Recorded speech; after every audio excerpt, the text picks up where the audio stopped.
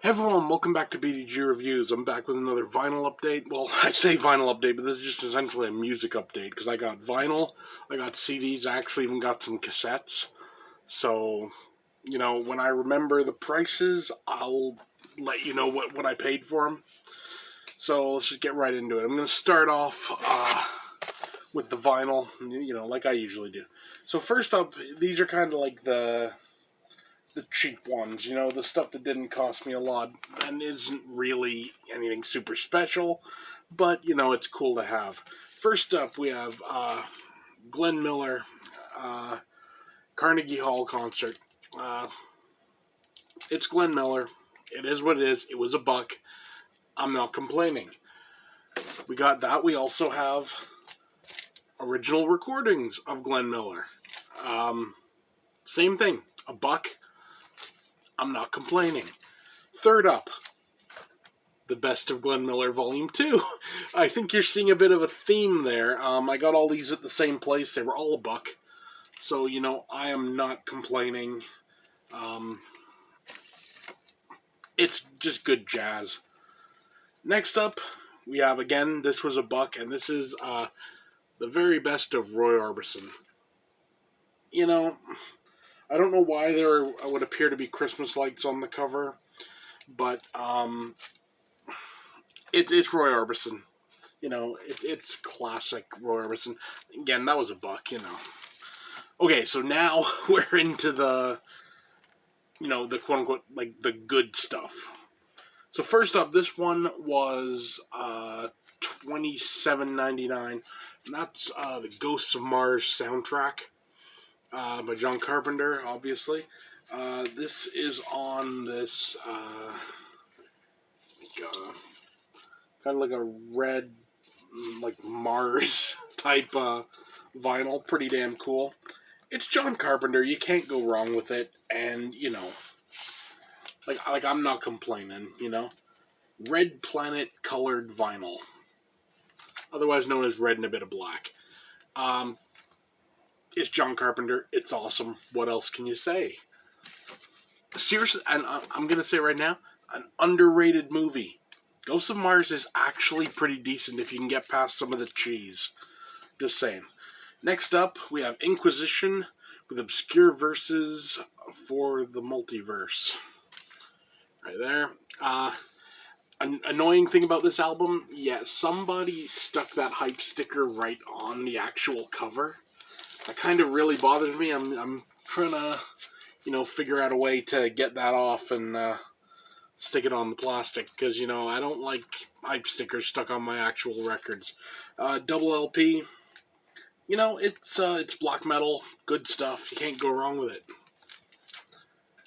And last up for vinyl, I have Condolences by Wednesday 13. This is on this kind of like marbly gray and black splatter type thing. This was hold on a sec. That was $25. This was $32. More than I would have liked to have paid, but it is discontinued and it is limited to 500 copies worldwide. So I thought, what the hell? Yeah, I'll give that a shot. Can't go wrong there. So next up, we're on to CDs. I got some interesting ones this time. First up, from my buddy Will, I got Testament original album collection. Original album series. I mean, this has The Legacy, The New Order, Practice What You Preach, Souls of Black, and The Ritual. So essentially, it's, the first, 5 Testament albums. I used to have these on cassette back in the day, but long ago, I got rid of them, and I've been kicking myself ever since. So, these original album series type things are a really good way, a really good cheap way to buy into a band. I mean, you get 5 or 6 albums, and I think this was $20, $25, something like that. Very, very reasonable. Next, I got this for $14.99, and that is the new Megadeth album, The Sick, The Dying, and The Dead. Actually, a pretty good album, honestly. And which is it? Night Stalkers. I think that's the one. The one they do with Ice-T is actually a pretty damn good song. So take that for what you will. Is it the greatest Megadeth we've ever heard? No. But I've said before, even the worst Megadeth is still better than 90% of the crap we get nowadays. So you can't complain. Well, you can, but you're kind of dumb if you do. Next up, this one might be a bit hard to see, but this is Overkill, The Atlantic Years, 6-album set. This one was $46. This one cost me a bit, but you have Taking Over, Under the Influence, The Years of Decay. I can't remember what this album is called. Horoscope, I Hear Black, and WFO. Again, even though it's more expensive than like the Testament set, it's a good way to buy into a band that, they have a big discography. And honestly, for the longest time, I wasn't an Overkill fan. I decided to give them another chance with this set. And honestly, it was worth it. I'm digging it. I can't see. Got the spot gloss cover there. Pretty cool. Definitely worth it. And next up, this was $17.99. This is another original album series, and that is Dokken. And we have Breaking the Chains, Tooth and Nail, Under Lock and Key, Back for the Attack, and Beast from the East. It's the same as with the Testament and everything. It's a good way to get a bunch of albums that, maybe you were never interested in them when you were like younger, but you feel like checking them out now. Definitely a good, affordable way to get into them. And now we're moving on to cassettes. I actually got a decent amount of cassettes here. Some interesting little stories with some of them. So first up was, this was a grab bag from CDN Records. You got 4 tapes for $25. Definitely worth it. So first up we have Bleeding Spawn with Pathogenic Mechanized Abomination. See if I can get that without glare. Hold on, let's try it this way.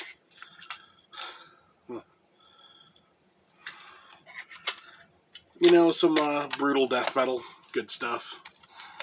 Next up, we have Bloodfamy with Blood Sacrifice. Oh, what's that? Oh, that's from my Xbox. This is on a kind of cool, I don't know if you can really tell. There's like an image printed on the cassette. Kind of neat, Then we got this one. This one's a split with, hold on. It's called Defilers and Morbid Decay, and it's Morbus Grave and and Deathfucker. So yeah. Ah man, that glare is killing me, man. I'll try it that way. Man, you really can't see that cover very well.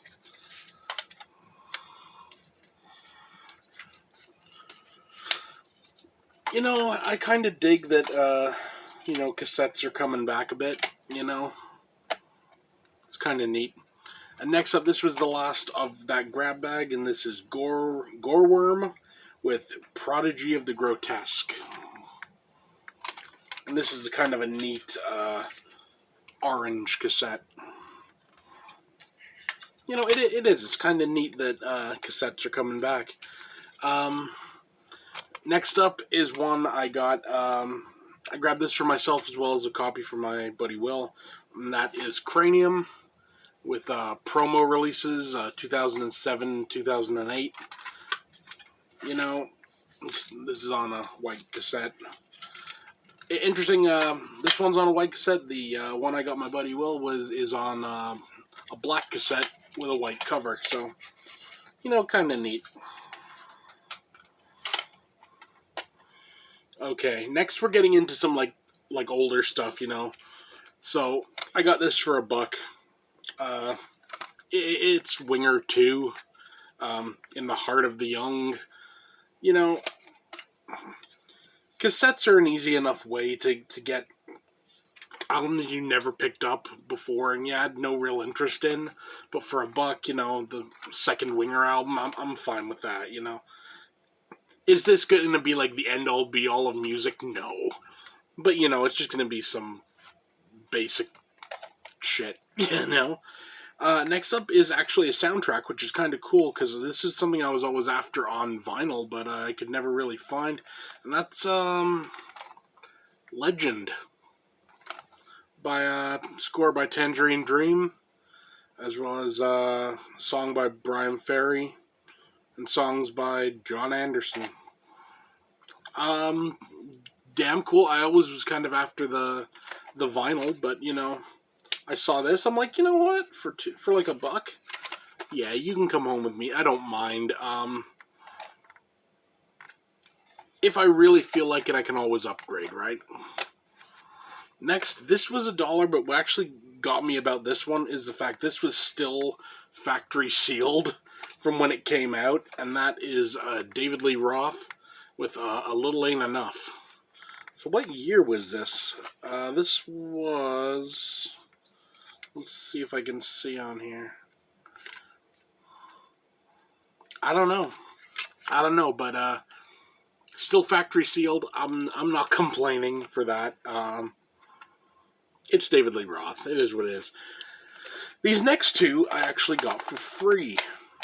Because if you've been on like Facebook for a while, you may have noticed every now and then like a band will put up a thing and it'll say, you know, like we'll send you like our album, like just pay the shipping or whatever. I saw this particular one. It was like, we'll send you our albums for free. Just give us your address, we'll send you them. So, honestly, I entered it without... I was thinking, like, you know what, they're never going to send. Maybe I'll get, like, an email saying, well, we can't ship there, you know, here's, like, a download or whatever. But no, they actually sent the cassettes. And this band is called Maximum Robot. And we got Absorb the Shock. And Airborne. Pretty cool. Came all the way from England. Free shipping, everything. I haven't had a chance to listen to these yet, but it's damn cool that they put them out. Also, you know what? I might as well do this because you know, they were free. Let's see if we can. Nah, I can't really see that. They have a Bandcamp at MaximumRobot.bandcamp.com and a SoundCloud at soundcloud.com/user-869108034. So there, you know,